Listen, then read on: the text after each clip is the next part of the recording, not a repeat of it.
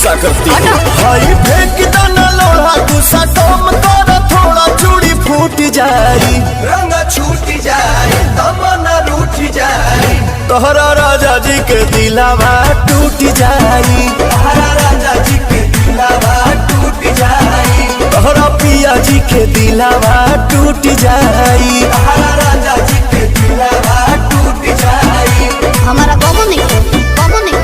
बाबू नहीं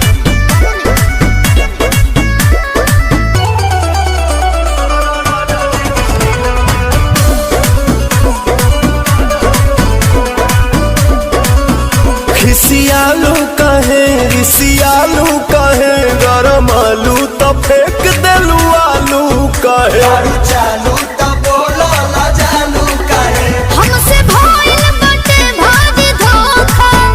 एही आलू के मिस देब चोखा भाई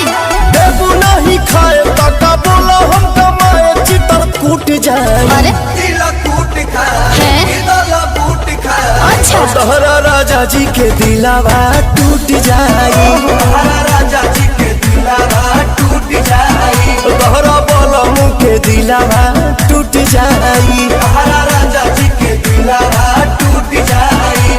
आ रहे दो ढेर